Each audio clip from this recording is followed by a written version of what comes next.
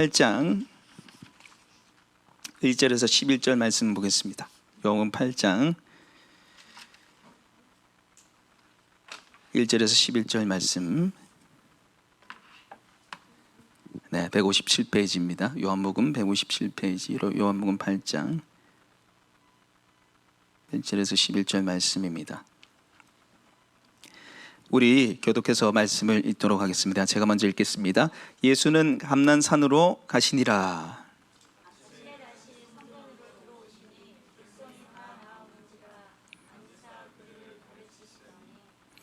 서기관들과 바리새인들이 음행 중에 잡힌 여자를 끌고 와서 가운데에 세우고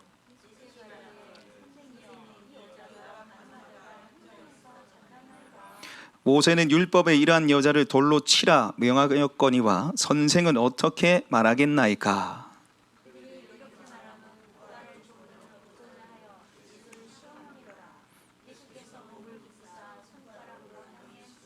그들이 묻기를 마지 아니하는지라. 이에 일어나 이르시되 너희 중에 죄 없는 자가 뭘로 먼저 돌로 치라 하시고, 그들이 이 말씀을 듣고 양심의 가책을 느껴 어른으로부터 시작하여 젊은이까지 하나씩 나가고 오직 예수와 그 가운데 섰는 여자만 남았더라.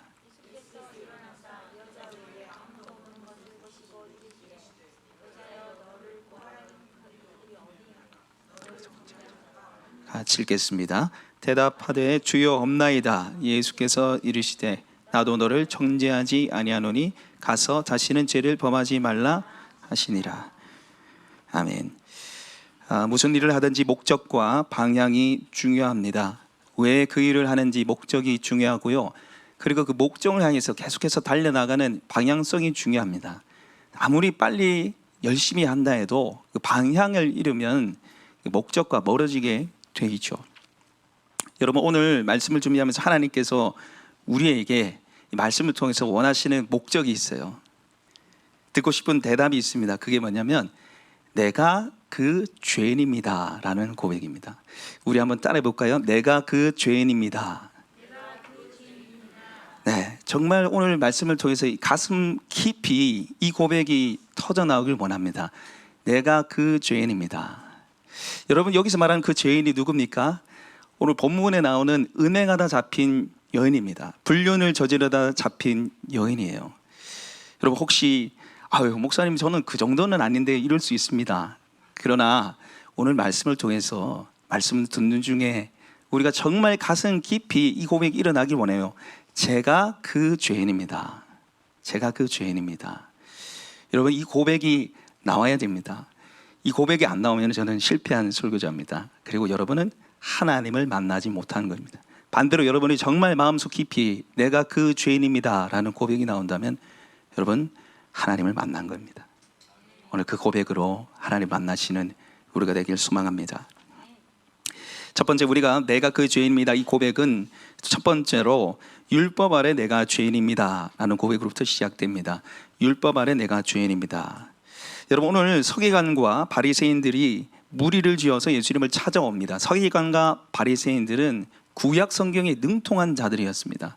성경을 달달 외우는 사람들이었어요. 너무나 잘 아는 사람이었어요. 그런데 한 여인을 끌고 왔습니다. 우리 3절 말씀 같이 한번 읽어보겠습니다. 시작. 서기관들과 바리새인들이 음행 중에 잡힌 여자를 끌고 와서 가운데 세우고. 자, 이 음행 중에 잡힌 여자를 끌고 왔습니다. 그리고 가운데 딱 세웠어요. 누구라도 다 볼 수 있도록 세웠다는 얘기고요. 그리고 여기 말씀해 보시면 음행 중에 잡힌 여자입니다. 음행하다 잡힌 여자예요. 현장법입니다. 빼박이란 사실이에요. 추정이 아닙니다. 의혹이 아닙니다. 현장법이에요. 무조건 죄인이란 사실이죠. 부정할 수 없는 죄인이란 사실입니다. 그리고 이 여인을 향해서 5절에 보시면 모세는 율법에 이러한 여자를 돌로 치라 명하였거니와 선생은 어떻게 말하겠나이까 이렇게 되어 있습니다. 율법에 의하면 이 여인은 돌에 맞아 죽어야 합니다. 신명기 22장 22절 한번 띄워주십시오. 자, 같이 한번 읽어보겠습니다. 시작. 어떤 남자가 유부녀와 동침한 것이 드러나거든 그 동침한 남자와 그 여자를 둘 다 죽여 이스라엘 중에 악을 제할지니라. 아멘. 여기 보시면은 어떤 남자와 유부녀가 동침한 사실이 드러나면 그 남자와 여자를 돌을 던져서 죽이라는 거예요. 지금 이게 율법이라는 사실입니다. 저 이렇게 데리고 와서 이렇게 얘기하는데, 음행한 여인을 예수님께 끌고 와서 이렇게 말한 이유가 지금 6절에 보시면 나와 있습니다. 6절 말씀 같이 한번 읽어보겠습니다. 그들이 이렇게 말함은 고발할 조건을 얻고자 하여 예수를 시험하리라. 예수께서 몸을 굽히사 손가락으로 땅에 쓰시니. 아멘. 자, 이 여인을 데리고 왔습니다.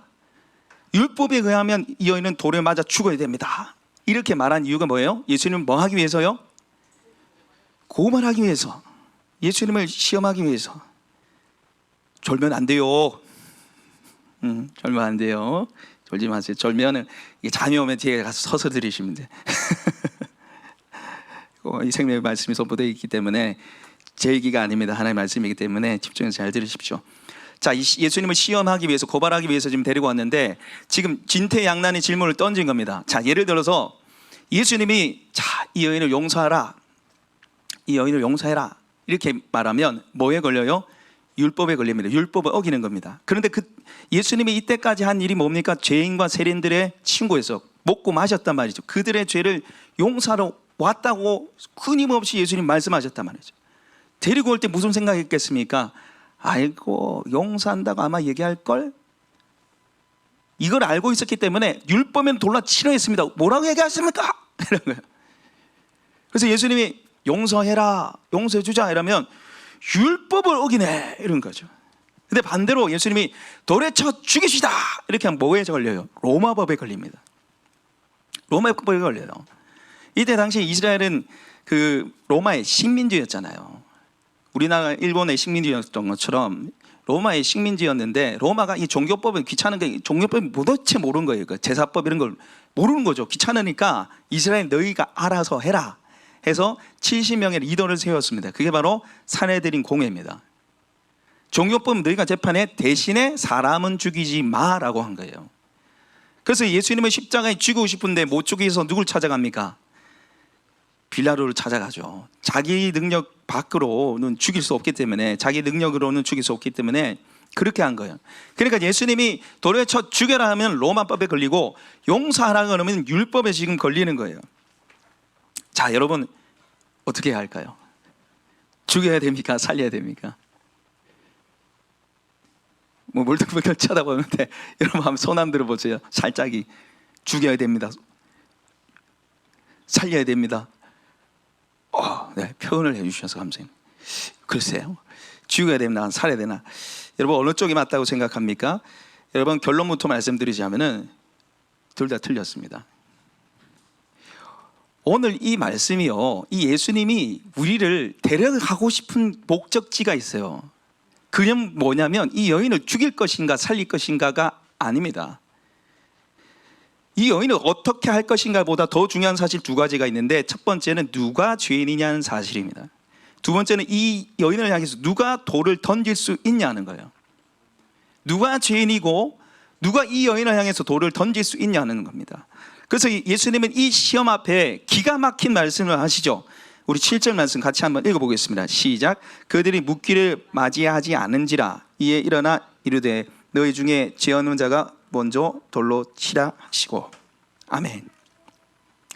여러분 오늘 지금 너희 중에 죄 없는 자가 돌로 치라, 이 말씀은요, 사망을 벗어나기 위해서, 함정에서 올무에서 벗어나기 위해서 하신 말씀이 아니에요. 지금 이 말씀은요, 관점을 바꾸는 거예요. 이 여인을 죽일 것인가 살릴 것인가, 그 관점보다 더 중요한 게 뭐예요? 누가 과연 돌을 칠 수 있냐는 거예요. 결국 이 말씀은요, 여인에게서 돌을 집어 던지려고 온 사람들, 그리고 우리를 향해서 말씀하시는 거예요. 네가 죄인이라는 사실입니다. 네가 죄인이라는 사실이에요. 이 말씀은 단지 여인을 살리고 보호하기 위한 말씀이 아니라, 우리도 이 여인처럼, 이 음행하다가 잡힌 여인처럼 더러운 죄인이라는 사실이에요. 그걸 예수님이 폭로하시는 거예요. 지금 너희 중에 죄 없는 자가 돌로 치라 했을 때 사람들이 그냥 가버리잖아요. 왜? 전부 다 죄인이니까.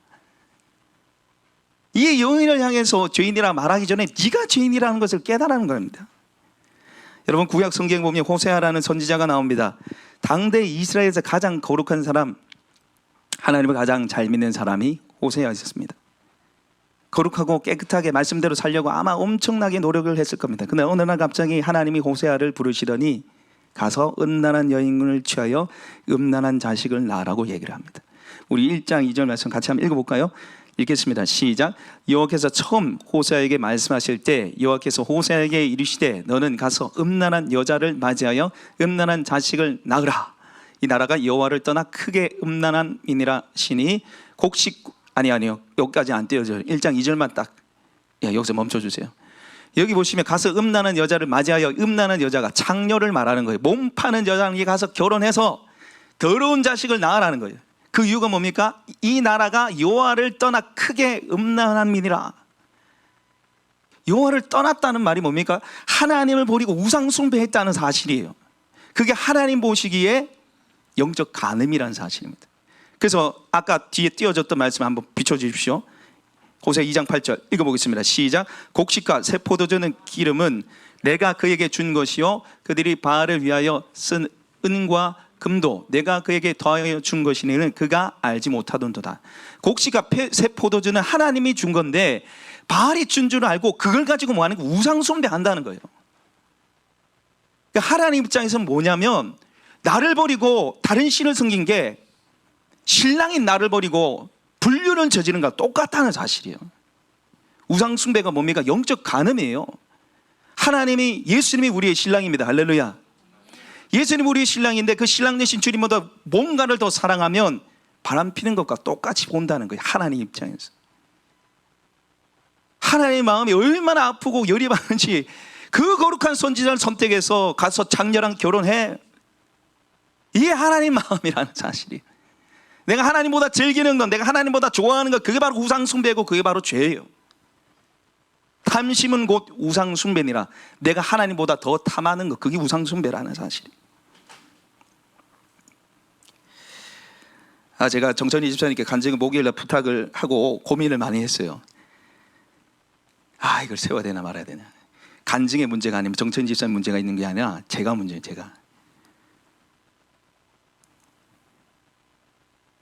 제가 하면서 저를 막 드러내고 싶은 거예요. 제게 능력이 있습니다. 제 기도가 최고입니다. 여러분, 믿음으로 손을 지세요. 손 안 지니까 치료 안 되지. 제가 좀 어려워했는데 이런 게 막 올라오는 거예요. 간증을 못하고 나와서 제가 안에 제가 깜짝 놀랐어요. 오늘 제가 새벽까지, 사실 새벽까지 하나님 이거 해야 됩니까 말아야 됩니까? 해야 됩니까 말아야 됩니까? 이거 시키면 저 올라올 것 같아요. 제가 최고라고 할 것 같아요. 하나님보다 저를 드러내고 싶을 것 같아요. 이런 거 제가 하나님 어떻게 하면 좋겠습니까? 근데 하나님 제 마음에 너희 성도들의 유익을 위해서 간증하게 하라. 성도들의 유익을 위해서, 그들의 믿음을 불러일으키기 위해서, 그들이 치유되고 회복되기 위해서 너 해라는 거죠. 대신에 너는 겸손하라. 겸손을 끝까지 지켜라. 너 자신을 낮춰라. 그런 메시지를 저한테 주더라고요. 여러분, 우리는 끊임없이 나를 드러내고 싶어요. 하나님보다 내 영광을 드러내고 싶잖아요. 그래서 결국 지금 바리새인과 서기관들이 예수님을 죽이려는 목적이 뭡니까? 자기 명예의 영광을 취해가잖아요. 그래서 열받아서 예수님 죽이려고 그러잖아요.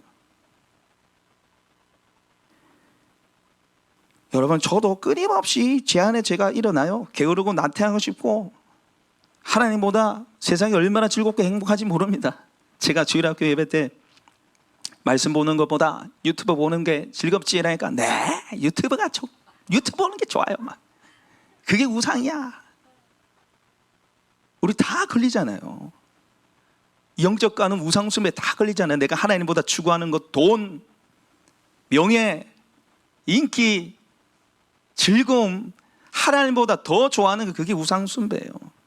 칼빈은 우리가 우상 공장이라 그럽니다. 우리 마음이 끊임없이 만들어내는 우상 공장이란 거. 가만히 놔두면은 하나님 저 멀리 팽개치고 하나님보다 세상을 향해서 달려나가는 우리 자신임을 여러분 기억하시기 바랍니다.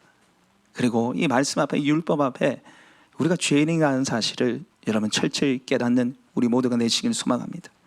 두 번째는 내가 그 죄인입니다. 이 고백은 십자가 아래 내가 용서받은 죄인입니다 라는 사실입니다.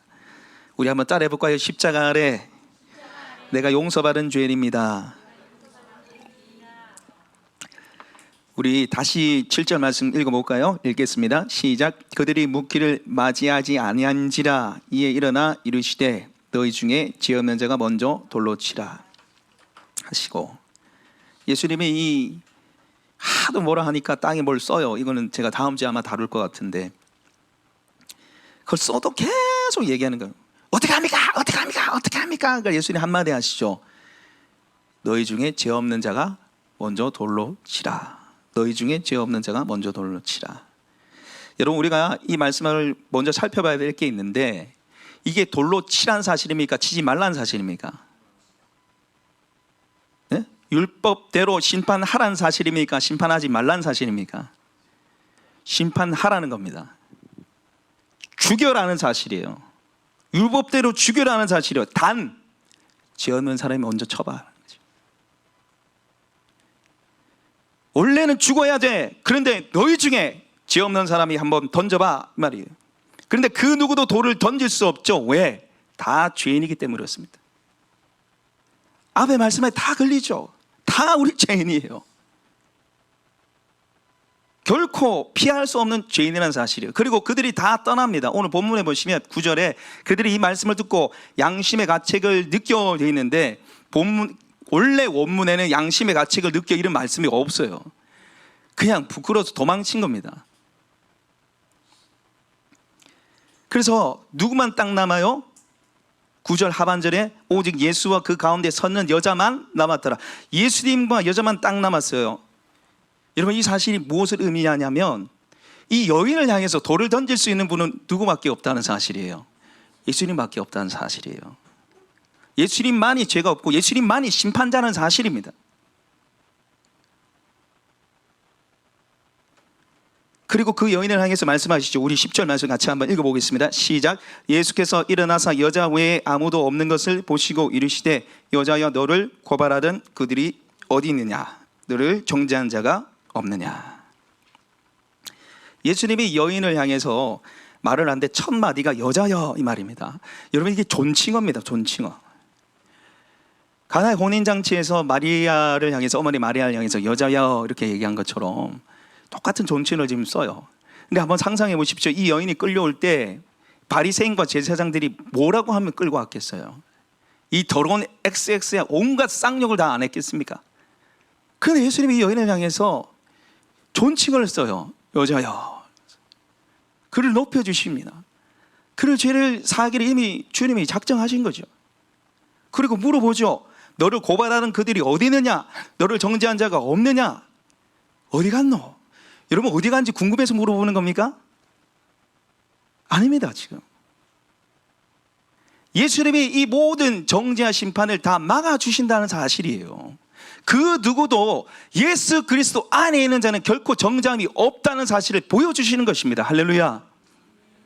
예수님이 깨끗게 한 사람, 예수님이 정결케 한 사람, 그 누구도 그를 향해서 돌을 던질 수 없고 고발할 수 없다는 사실이에요. 할렐루야. 그래서 예수님만, 이 여인만 남은 거예요. 그를 비판하고 정죄한 그 모든 사람들이 떠나가는 겁니다. 사람 마귀는 끊임없이 우리를 참소합니다. 고만하죠. 그리고 때때로 우리는 사람 마귀의 하수인처럼 쓰임받죠. 고발하고 정죄하는, 나 자신을 고발하고 다른 사람을 고발합니다. 그러나 예수님은 우리를 정죄하거나 고발하지 않습니다. 할렐루야. 여러분, 어떻게 예수님이 이 정죄와 고발을 하지 않을 수 있습니까? 어떻게 고발과 정죄를 하지 않겠다고 주님 말씀하십니까? 11절 보십시오. 대답하여 주여 없나이다. 예수께서 이르시되 나도 너를 정죄하지 아니하노니 가서 다시는 죄를 범하지 말라 하시니라. 나도 너를 정죄하지 않는다. 여러분, 이 말씀을 하시기 위해서 주님 하신 일이 있습니다. 대신 정죄를 당하신 일입니다. 오늘 이 여인을 심판할 수 있는 유일한 분은 예수님입니다. 예수님은 심판자십니다. 할렐루야. 그런데 그 심판자이신 예수님이 이 여인의 죄와 정죄를 가져가시기 위해서 심판을 받으셨습니다. 심판하실 그분이 심판을 받으셨다는 사실이에요. 그래서 이 여인의 죄가 용서를 받았습니다. 여러분, 우리가 호세아서 말씀을 함께 봤는데 참 이 호세아서 말씀을 보면 기가 막힙니다. 기가 막혀요. 제가 왜 기가 막히냐면 그 고멜이 호세아랑 결혼했으면 정신을 좀 차려야 되잖아요. 그래도 선지자인데 애까지 낳는단 말이죠.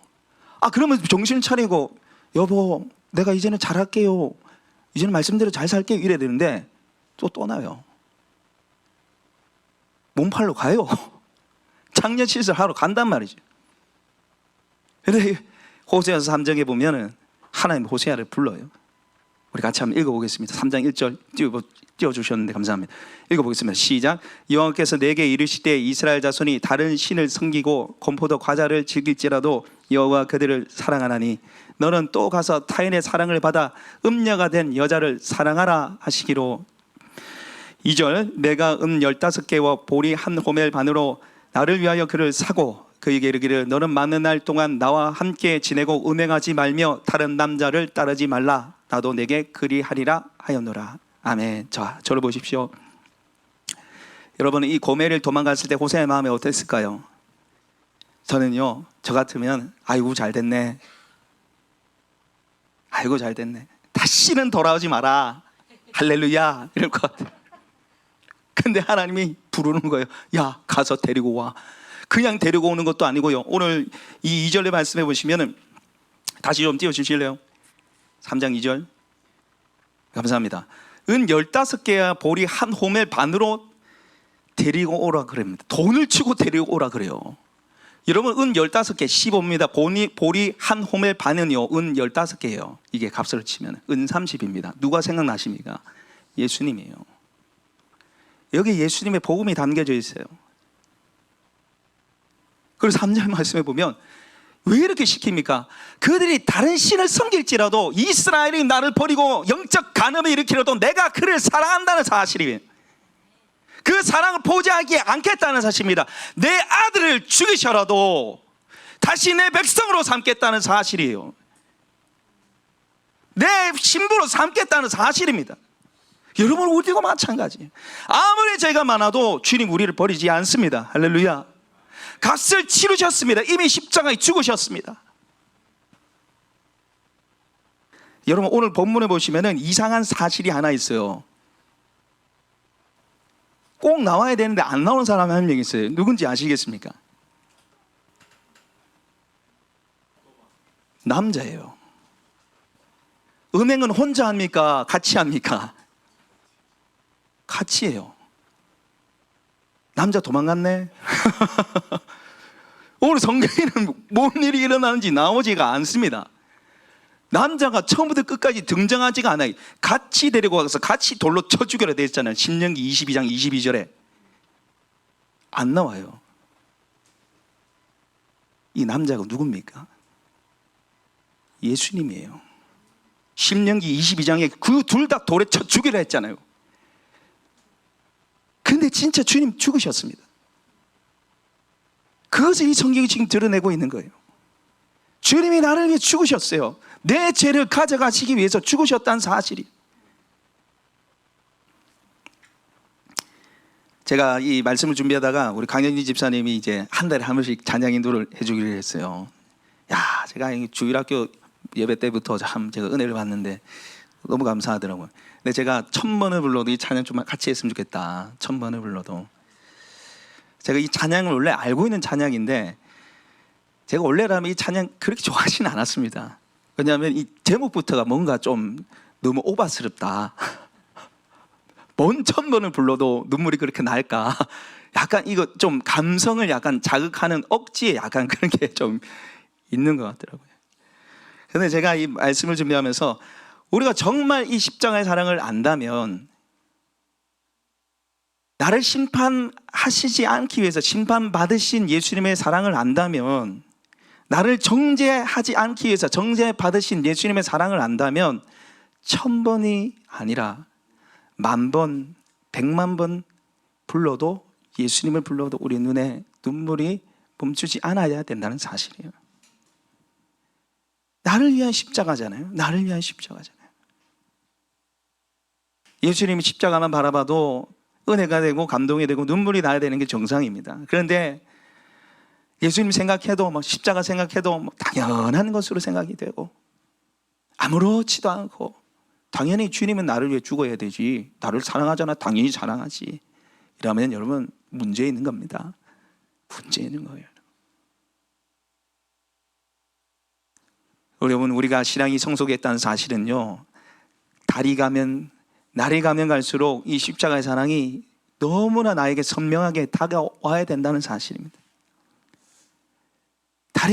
날이 갈수록 연이 흐를수록 이 십자가의 사랑이 너무 구체적으로 선명하게 다가와서 그 사랑의 은혜에 감격하고 그 앞에 죄를 고백하고, 주님 나를 위해 죽으셨으니 나도 주님을 위해 죽겠습니다, 그런 삶을 고백하는 것이 우리 신앙의 성숙인 줄 믿습니다.